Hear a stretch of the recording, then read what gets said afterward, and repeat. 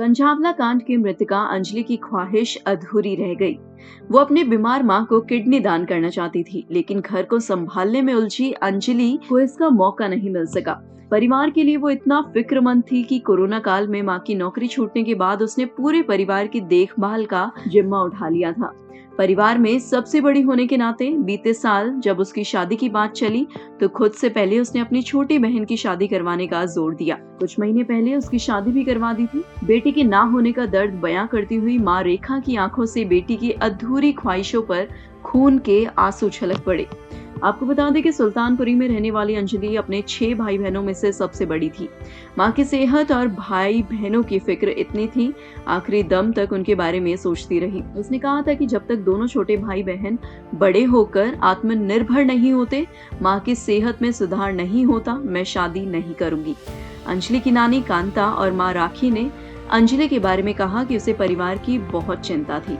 2015 में अंजलि के पिता की मौत के बाद परिवार की वित्तीय स्थिति ठीक ना होने से मां रेखा ने निजी स्कूल में नौकरी शुरू कर दी। कोरोना महामारी के दौरान नौकरी छूट जाने के बाद अंजलि ने परिवार की जिम्मेवारी संभाल ली। शादी ब्याह या दूसरे समारोह में लोगों के स्वागत से होने की कमाई से घर का गुजारा कर रही थी। काम ज्यादा होने पर भी कभी कभार देर भी होती थी, लेकिन घर वालों को पता होता था। अंजलि की मां रेखा ने बताया कि उनकी बेटी ने 1.5 साल पहले किस्त पर एक स्कूटी खरीदी। दिसंबर में किस्त पूरी होने के बाद इसकी एनओसी भी नहीं ले सकी।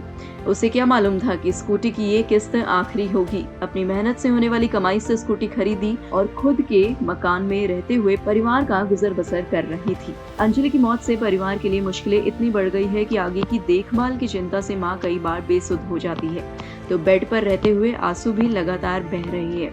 अंजलि की नानी ने बताया कि बच्चों का जन्म दिल्ली में हुआ। अंजलि ने 9वीं तक पढ़ाई की और फिर परिवार पर बढ़ते वित्तीय बोझ के कारण बड़ी बेटी ने नौकरी की शुरुआत की।